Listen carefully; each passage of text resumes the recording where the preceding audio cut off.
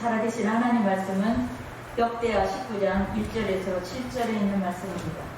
역대하 19장 1절에서 7절까지 있는 말씀입니다. 한 절씩 교독하겠습니다. 제가 먼저 읽겠습니다. 유다왕 여호사밧이 평안히 예루살렘에 돌아와서 그의 궁으로 들어가니라. 하나님의 아들 선지자 예후가 나와서 여호사밧 왕을 맞아 이르되 왕이 악한 자를 돕고 여호와를 미워하는 자를 사랑하는 것이 모르니까 그러므로 여호와께로부터 진노하시니 왕에게 임하리이다. 그러나 왕에게 선한 일도 있으니 이는 왕이 아세라 목상들을 이 땅에서 없애고 마음을 기울여 하나님을 찾음이니이다 하였더라. 여호사밧이 예루살렘에 살더니 다시 나가서 브엘사바에서부터 에브라임 산지까지 민간에 두루다니며 그들의 조상들의 하나님 여호와께로 돌아오게 하고 또 유다 온 나라에 견고한 성읍에 재판관을 세우되 성읍마다 입회하고 재판관들에게 너희가 재판하는 것이 사람을 위하여 할 것인지 여호와를 위하여 할 것인지를 잘 살피라. 너희가 재판할 때 여호와께서 너희와 함께 하시니라. 그런즉 너희는 여호와를 두려워하는 마음으로 삼가행하라. 우리의 하나님 여호와께서는 불의함도 없으시고 치우침도 없으시고 뇌물을 받는 일도 없으시니라 하니라. 아멘.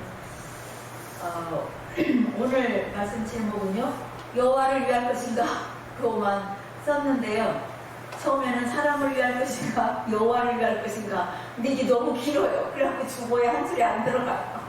그래서 앞에는 잘라내버리고 여호와를 위할 것인가 라고만 썼습니다. 구약성경 열왕기상하 역대기상하는 이스라엘 왕들의 이야기로 내용이 양쪽에 중복되어서 나옵니다. 그러나 역사관에서는 다릅니다. 열왕기는 이스라엘 왕들의 통치와 백성들의 형편, 그리고 하나님의 꾸중이 들어있고 그들의 실패하는 역사적 기록이 사실이 기록되어 있습니다. 반면에 역대기는 이스라엘이 70년 동안 바벨론에 포로되었다가 회복된 시점에서 돌아보는 것으로 해석이 들어있습니다. 이 다 지나간 다음에 사관의 눈으로 이제 기록을 한 거예요. 그래서 해석이 들어있어요. 유다의 마지막 왕 시드기야가 자식들이 자기 앞에서 죽임을 당하고 자신의 눈이 뽑혀서 끌려가는 모습은 시드기야 왕 개인의 문제가 아니라 이스라엘의 모습입니다. 그런데 이스라엘 민족 중에서 영웅이 태어나서 이스라엘을 회복시키는 것이 아닙니다. 이방의 왕, 그들을 끌어갔던 페르시아 왕 고레스가 그들을 회복시키므로 역대기는 이스라엘이 민족적 편협한 시각을 벗어나는 계기가 됩니다. 이스라엘은 자신들만이 하나님의 보호와 특별한 사랑을 갖고 있고 다른 민족들은 이방인이라고 칭하며 버려진 자들이라고 생각했습니다. 그런데 역대기의 사관은 하나님이 온 세상의 주인이시다, 모든 족속이 복을 받게 하시려는 하나님의 뜻이 있고 모든 민족을 간섭하시고 다스리시는 전 우주적 하나님이다 그런 것을 알게 하는 길입니다. 오늘 말씀은 역대하에 기록된 여호사밧 왕의 이야기입니다. 열왕기상 22장에는 아합의 죽음이 상세하게 기록되어 있고 역대하 18장에는 여호사밧 왕이 하나님의 도심으로 살아남았음을 덧붙여서 기록하고 있습니다. 여호사밧은 유다 3대 선왕 중에 한 명입니다. 3대 선왕이라고 하면 여호사밧 외에 또 누가 있을까요? 히스기야와 요시야가 있습니다. 남유다의 여호사밧 왕이 여호와의 계명을 따르고 아세라 목상들을 유다에서 제거했습니다. 하나님께서 그와 함께 하심으로 부귀와 영광을 떨쳤습니다. 그런데 여호사밧이 북이스라엘의 아합 가문과 결혼 동맹을 맺습니다. 여호사밧의 아들 여호람과 아합의 딸 아달랴를 결혼시킴으로 아람 왕국과의 전쟁에 연합전선을 구축했습니다. 그 전까지 여호사밧 왕의 아버지 아사 왕 때까지는 북이스라엘과 계속 싸웠어요. 그런데 이제 평화를 원칙으로 하고 함께 연합해서 이방과 싸우자 이렇게 한 거죠. 이스라엘이 남북 전쟁을 멈추고 정치적, 군사적으로 연합하여 이방 나라와 전쟁을 했습니다. 이 전쟁에서 이스라엘이 패배해서 사돈 아합 왕은 죽고 여호사밧은 살았습니다. 아합 왕은 변장을 하고 싸움터에 나갔고 여호사밧은 왕복을 입고 나갔습니다. 아합은 이기적인 계략을 썼지만 미가야의 예언대로 전사했고 여호사밧 왕은 멍청하게 왕복을 입고 싸움터에 나갔어요. 그런데도 살아남았어요. 역대하 18장 31절을 보시겠습니다. 함께 읽으시겠습니다. 병거의 지휘관들이 여호사밧을 보고 이르되 이가 이스라엘 왕이라 하고 돌아서서 그와 싸우려 한즉 여호사밧이 소리를 지르매 여호와께서 그를 도우시며 하나님이 그들을 감동시키사 그를 떠나게 하신지라. 여호사밧이 죽을 상황에 딱 직면한 거예요. 이건 왜? 모든 이 군대가 지휘관, 병거의 지휘관들이 싹 왕복을 입은 여호사밧을 향해서 달려들었어요. 목표가 확실하니까요. 그랬는데 여호사밧이 소리를 질렀다. 여기서 소리를 지른 것은 놀라서 기겁해서 고함을 지른 것이 아니고 하나님께 도움을 위한 기도를 올렸다는 뜻이에요. 그랬더니 하나님께서 그들을 감동시키사 떠나가게 하셨다. 그래서 살아남았어요. 하나님의 백성이 남북이 연합해서 이방 나라와 싸웠는데 패배했습니다. 이들로서는 이해하기 어려웠을 것입니다. 왜요? 여호사밧 왕은 하나님 앞에 바르게 정치를 했거든요. 예수님을 믿는 우리들이 믿지 않는 자들과 싸웠는데 믿지 않는 자들이 이긴 것입니다. 이런 일은 우리 일상에서도 자주 일어납니다. 나도 이 일을 해결하기 위해서 입찰에 나갔고 믿지 않는 사람들도 입찰에 함께 참여를 했고 근데 내가 떨어졌어요. 얼마든지 그렇게 할 수 있어요. 우리는 하나님의 뜻을 구해야 합니다. 처음부터 끝까지. 동기도, 과정도, 결과도. 우리에게 무엇이 잘못되어 있는지를 살펴보아야 합니다. 하나님의 뜻을 따라서 싸워야 합니다. 하나님의 목적은 우리의 승리에 있는 것이 아니라 우리를 순종의 사람으로 만드는 것에 있습니다. 여호수아가 이끌었던 이스라엘 군대가 여리고성을 무너뜨렸는데 아이성에서는 패배합니다.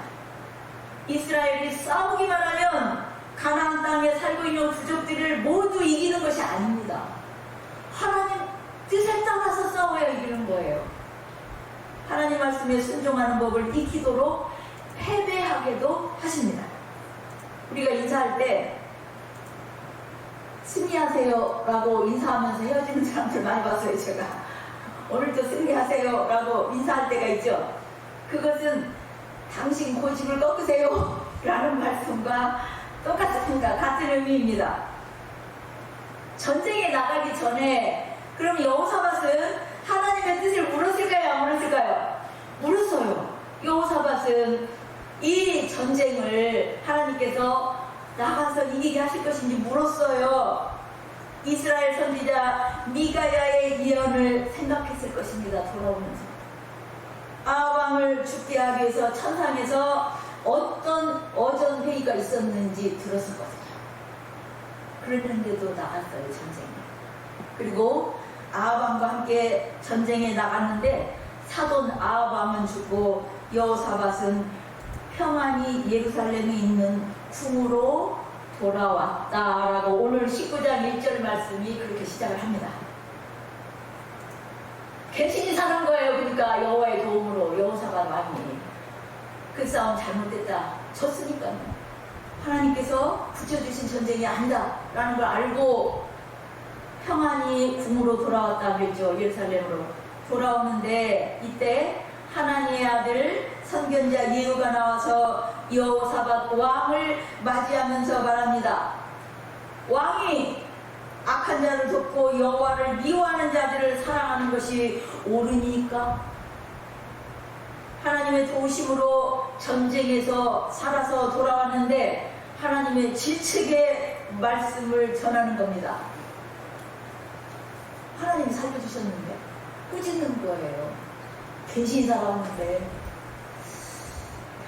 이 예언자 위태롭죠. 위태롭죠. 지금 위로의 말을 전해도 여호사밧 왕에게는 자기가 저지른 것 때문에 아픔이 있을 것인데 질책을 하는 겁니다.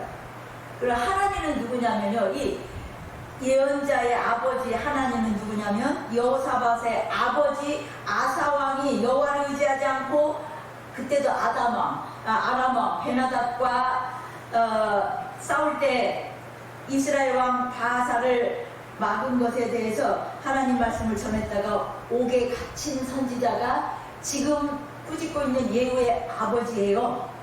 이게 하나님이에요. 역대하 16장 7절에서 10절 말씀 읽겠습니다. 시작. 그때 선견자 하나니가 유다 왕 아사에게 나와서 그에게 이르되 왕이 아람 왕을 의지하고 왕의 하나님 여호와를 의지하지 아니하였으므로 아람 왕의 군대가 왕의 손에서 벗어났나이다. 구스 사람과 룻 사람의 군대가 크지 아니하며 말과 병거가 심히 많지 아니하더이까. 그러나 왕이 여호와를 의지하였으므로 여호와께서 왕의 손에 넘기셨나이다. 여호와의 눈은 온 땅을 두루 감찰하사 전심으로 자기에게 향하는 자들을 위하여 능력을 베푸시나니 이 일은 왕이 망령되게 행하였은즉 이후부터는 왕에게 전쟁이 있으리이다. 하매 아사가 노하여 선견자를 옥에 가두었으니 이는 그의 말에 크게 노하였으며 그때의 아사가 또 백성 중에서 몇 사람을 학대하였더라. 여호사밧 왕의 아버지 아사 왕은 지금 꾸짖고 있는 예후의 아버지 아나니가 나와서 여호와의 말씀으로 꾸짖었을 때 분노해가지고 감옥에 가둬버렸어요. 근데 이번에는 이제 아사 왕의 아들 여호사밧 왕에게 그 하나니의 아들 예후가 나와서 질책을 합니다. 배를 걸쳐서 그러고 있는 거예요, 지금. 위험을 무릅쓴 거죠. 왜? 자기 아버지 감옥 갔어요.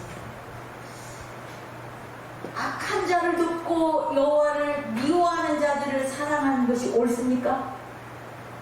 이렇게 질문하는 거예요. 우리는 하나님께서 미워하시는 것을 미워하고 하나님께서 사랑하시는 것을 사랑해야 합니다. 이 말뜻이 들어있어요, 여기에. 질책하는 것에는. 하나님께서는 죄를 미워하십니다. 그런데 우리는 세상을 너무 사랑합니다. 그냥 사랑하려고 안 해도 그냥 보기만 해도 사랑스러워요. 우리 눈. 안목의 정욕과 이생의 자랑을 너무 좋아합니다. 죄를 범하는 무리들을 미워해야 하는데 부러워합니다. 다윗은 그래서 시편 1장에서 이렇게 노래합니다. 복 있는 사람은 악인들의 꾀를 쫓지 아니하며 죄인들의 길에 서지 아니하며 오만한 자들의 자리에 앉지 아니하고 오직 여호와의 율법을 즐거워하여 그 율법을 주야로 묵상하는 자로다. 하나님께서 악을 싫어하세요. 그래서 복 있는 자는 악한 자와 함께 꾀를 쫓지 않아요. 악한 자와 함께 뭘 일을 꾸미지 않아요. 그리고 주인들의 길에 서지 않아요. 오만한 자의 자리에 앉지 않아요. 여호와의 선지자들을 많이 죽이고 바알과 아세라 선지자들을 먹이던 악한 아합과 결혼 동맹을 맺고 그를 돕고자 한 것이 여호사밧 왕의 잘못입니다. 이걸 잘못이라고 생각하기가 어려웠던 것이지요. 여호사밧은 하나님의 말씀에 따라서 살았고 그 아세라 묵상들을 다 제거했고 하나님의 뜻을 물어서 전쟁에 나갔고, 그런데 하나님께서 그래도 나갔던 여호사밧을 살리셨습니다. 아니 왜 아합 같이 나갔는 연합군 왕으로 둘이 같이 나갔는데 아합 왕은 죽이시고 여호사밧 왕은 왜 살리세요? 이 여호사밧을 살려주신 것은 유다 백성들을 위한 것입니다. 이 여호사밧 왕을 그래서 하나님께서는 살리셨어요. 선견자 예후는 여호와의 진노가 임할 것이라고 예언합니다. 그 지체계의 말 뒤에 그래서 여호와의 진노가 임할 것이다. 여호사밧 왕이 아합 왕가와 혼인 관계를 맺은 사건은 다윗 왕가의 진멸을 시도하는 출발이 됩니다. 며느리 아달랴가 자신의 아들 아하시야 왕이 죽은 것을 보고 유다 왕국의 씨를 모두 진멸하고자 했고 6년 동안 유다를 다스리게 됩니다. 이것은 하나님 구속 계획을 수포화시키려는 마귀적 도전입니다. 이런 위험의 출발이 된 거예요. 지금 여호사밧 왕이 그렇게 질책을 하시면서도 하나님께서는 여호사밧 왕에 대한 긍휼함도 나타내십니다. 진노만 예언한 것이 아니라 여호사밧 왕이 선한 일도 했다라고 합니다. 19장 3절 함께 읽으시겠습니다. 시작. 그러므로 나 왕에게 선한 일도 있으니 이는 왕이 아세라 묵상들을 이 땅에서 없애고 마음을 기울여 하나님을 찾았음입니다 하였더라. 자, 여호사밧 왕이 선한 일을 한 것은요, 하나님께서 가장 좋아하시는 일이에요. 가장 사랑하시는 일이에요. 그게 어떤 일이에요? 나에게서 우상을 제거하고 마음을 하나님께 주는 것. 이걸 하나님께서 가장 좋아하시는 일이에요. 그것을 여호사밧 왕이 했었어요. 그 선한 일이 있었기 때문에 그것을 인정해 준다라고 말씀을 하는 거예요. 전쟁에서 돌아와서 예후 선지자의 경고를 들은 여호사밧은 그러면 어떻게 했을까요? 자기 아버지 아사왕처럼 예후를 감옥에 가두어 버리거나 죽이거나 했을까요? 아니면 그의 말대로 질책을 받아들였을까요? 그래서 다시 선한 일을 다시 시작할까요? 여호사밧 왕은 아버지 아사 왕처럼 예후를 옥에 가둔 것이 아닙니다. 그가 한 일은 아주 개혁적인 일을 합니다. 또다시 개혁적인 일을 해요. 유다 백성과 함께 회개하고 율법에 따른 공의로운 통치 체계를 수립합니다. 선지자나 선견자가 잘못을 지적하고 질책할 때 잘못을 인정하고 회개하고 돌이키는 일은 쉬운 일이 아닙니다. 겸손한 마음이 없으면 받아들이지 못합니다. 자신의 잘못을 인정하는 것은 자존심에 상처를 낸다고 느끼기 때문입니다. 모든 사람이 다요. 이때 최고의 권력을 갖고 있는 왕은 그걸 인정하고 회개하기에 이르기는 너무 어렵죠. 그런 말 앞에서 내 잘못을 짓거리는 자를 그냥 없애버리는 거죠.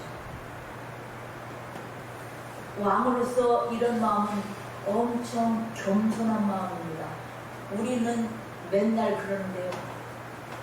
하나님 말씀이 질책을 하더라도 양심의 찔림을 받더라도 우리는 어떻게 해요? 그런 말은 싹 지나가요. 그리고 마음에 드는 말씀. 그래서 이게 훨씬 어려워요. 내 잘못을 그거 많은 사람 앞에서 그걸 직설적으로 꼬집는 사람 앞에서 그래 내가 잘못했다 이렇게 인정하는 거는요 거의 죽음이에요. 그걸 인정하지 않고자 하는 자아의 죽음이에요. 여호사밧이 예루살렘에서 나가서 부엘세바에서 에브라임 산지까지 민간을 두루 돌아다니며 그들의 조상 하나님 여호와께로 돌아오게 합니다. 이게 왕이 하는 거예요. 왕이.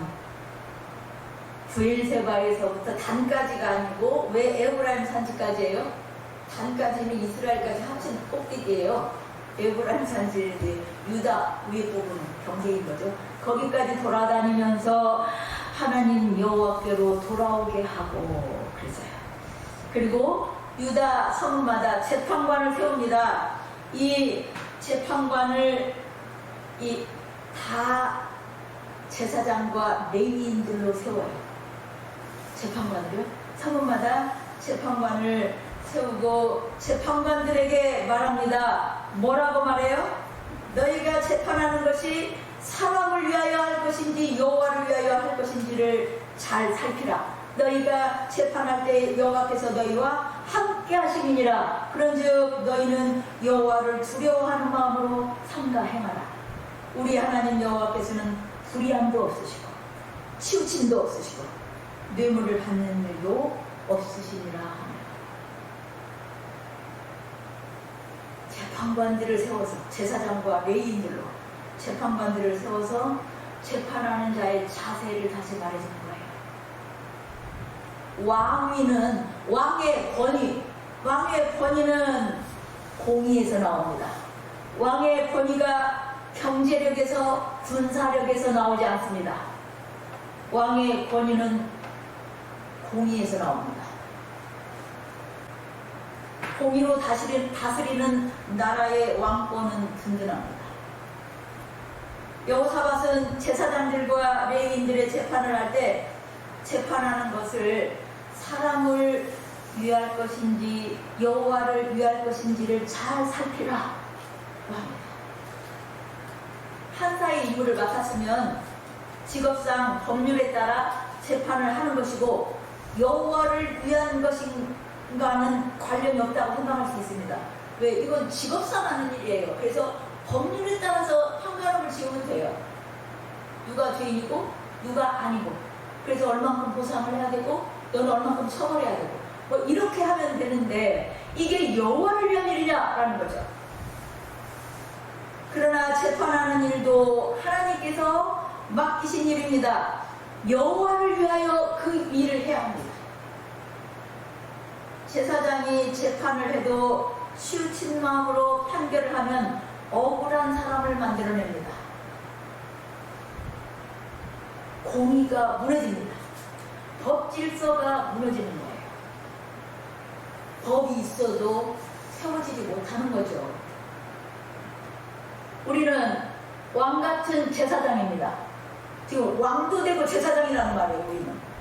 우리가 하는 일을 어떤 일이 되었든지 여호와를 위해서 해야 합니다. 에베소서 6장 5절에서 9절에 이렇게 말씀합니다. 함께 읽으시겠습니다. 종들아 두려워하고 떨며 성실한 마음으로 육체의 상전에게 순종하기를 그리스도께 하듯 하라. 눈가림만 하여 사람을 기쁘게 하는 자처럼 하지 말고 그리스도의 종들처럼 마음으로 하나님의 뜻을 행하고 기쁜 마음으로 섬기기를 주께 하라고 사람들에게 하지 말라. 이는 각 사람이 무슨 선을 행하든지 종이나 자유인이나 주께로부터 그대로 받을 줄을 알미라. 상전들아 너희도 그들에게 이와 같이 하고 위협을 그치라. 이는 그들과 너희의 상전이 하늘에 계시고 그들에게는 사람을 외모로 취하는 일이 없는 줄 너희가 알미라. 아멘. 종이 되어서 주인을 섬기는 일, 회사에서 말단 직원이 되어서 위에 과장을 섬기는 일, 이것도 다 누구를 위해서 섬긴다고요? 여호와를 위한 일이다. 그 위에 상전은 여호와가 계시다. 이렇게 말씀합니다.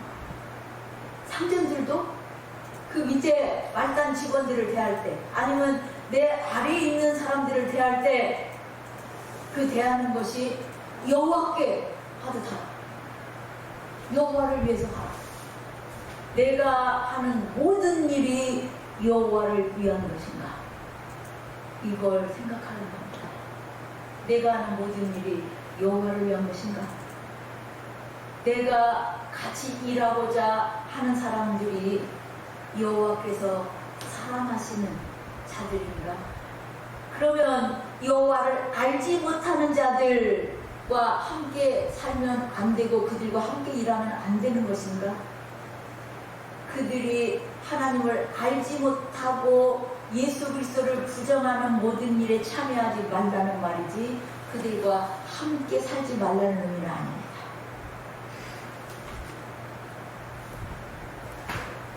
전도하는 일, 찬양하는 일, 교회에서 봉사하는 일, 이런 일은 여호와를 위하여 하는 일이다 라고 생각하기 쉽지만, 이런 일도 여호와를 위하여 하는 일이 아닐 수 있어요.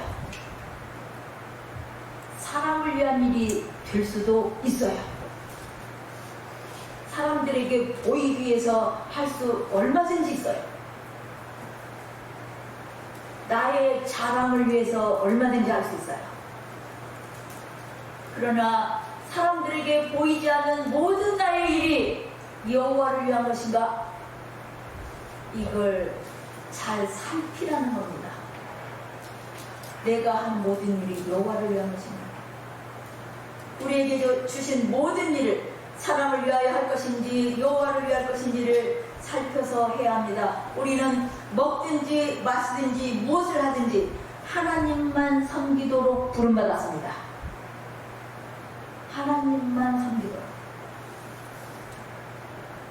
우리의 모든 일을 통해서 하나님께서 영광 받으셔야 합니다. 여호사밧 왕은 유다 땅이 하나님의 공의로 다스려지기를 원했습니다. 모든 백성이 하나님의 법에 순종하기를 원했습니다. 하나님께서 얼마나 기뻐하셨을까요? 이를 위해서 하나님께서는 여호사밧 왕을 살리셨습니다. 여러분은 어떤 사람을 가까이 하고 어떤 사람과 일을 함께 합니다. 함께 합니까? 누구와 함께 즐깁니까? 하나님께서 금하시는 일에 참여하지 않기를 원합니다. 하나님께서 사랑하시는 일을 하시기 원합니다. 오로지 내가 하는 일을 하나님을 위하여 하시기 바랍니다. 우리가 하나님 앞에서 하는 모든 일이 하나님께 영광으로 돌려지기를 소망합니다.